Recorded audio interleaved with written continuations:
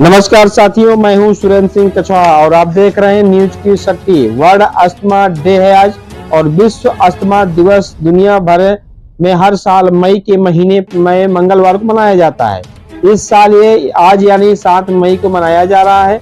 Asthma किसी भी उम्र के व्यक्ति को अपनी चपेट में ले सकता है।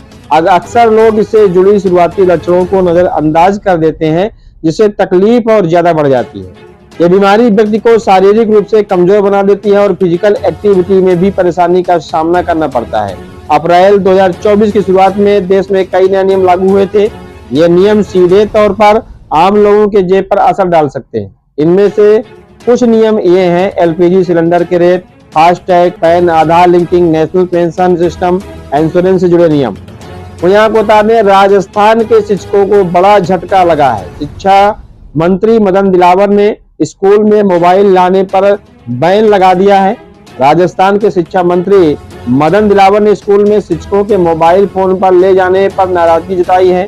उन्होंने सोमवार को एक आदेश जारी करते हुए कहा है कि मोबाइल फोन एक बीमारी बन गया है। अब शिक्षकों के इसे स्कूल के अंदर ले जाने की अनुमति नहीं दी जाएगी।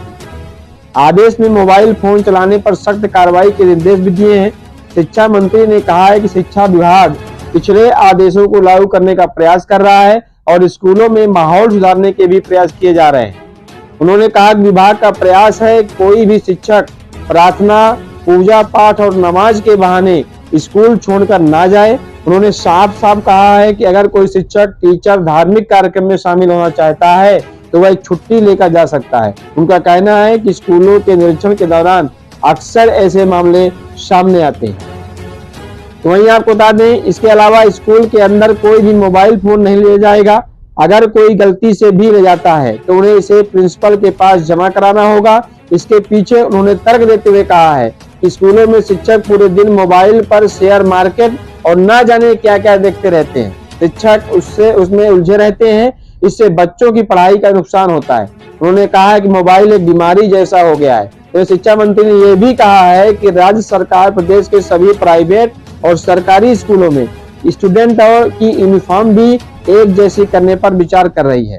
शिक्षा मंत्री के मुताबिक यह विचार इसलिए किया जा रहा है कि आर्थिक रूप से कमजोर घरों के बच्चों में बाकी स्टूडेंट की महंगी यूनिफॉर्म देखकर हीन भावना न आए। वहीं पर आपको बता दें, भारतीय सेना में पहली बार महिला अधिकारी नई ब्रांच में बनेगी ब्रिगेडियर। जाने कब तक होगा प्रमोशन, हम आपको जानकारी दे रहे हैं। इंडियन आर्मी न्यूज में आपको हम बता रहे हैं, भारतीय सेना में अब महिला अधिकारियों का कद और बढ़ेगा।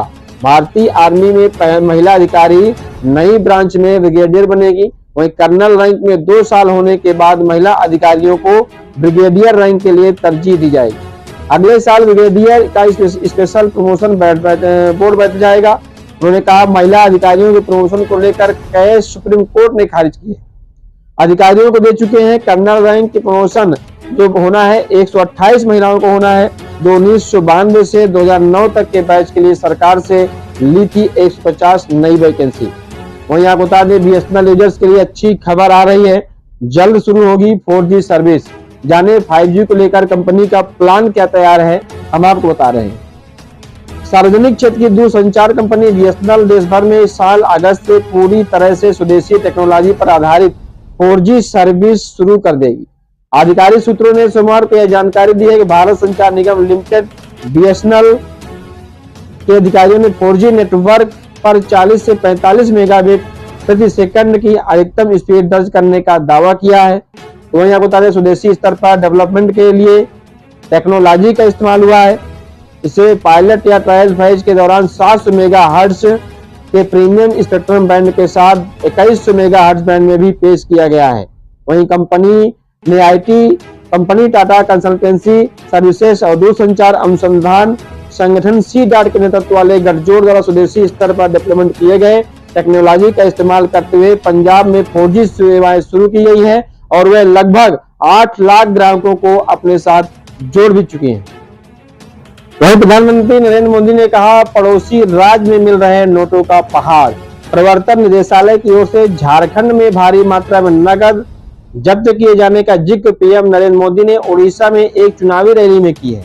ओडिशा के नबरगंज नवरंगपुर में एक चुनावी सभा के दौरान प्रधानमंत्री नरेंद्र मोदी ने कहा कि केंद्रीय एजेंसी की कार्रवाई की कुछ लोग सराहना कर रहे हैं, तो कुछ लोग इस भ्रष्टाचार और लूट को रोकने की आलोचना भी कर रहे हैं।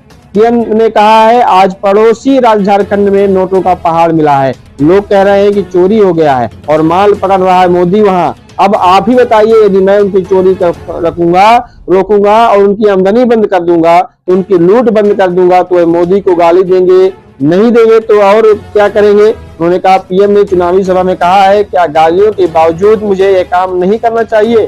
क्या मुझे आपके पैसे की रक्षा नहीं करनी चाहिए?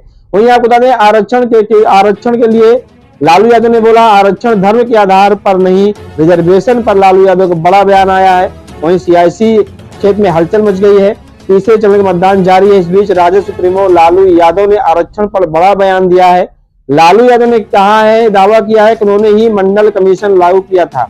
राजद सुप्रीमो ने यह भी कहा कि आरक्षण धर्म के आधार पर नहीं होता है, आरक्षण सामाजिक आधार पर होता है। उन्होंने बीजेपी के 400 पार सीटों वाले नारे पर भी प्रतिक्रिया दी है। तो यहाँ को बता दें, यूपी लोकसभा इलेक्शन फेज 3 का वोटिंग लगातार सुबह से शुरू है।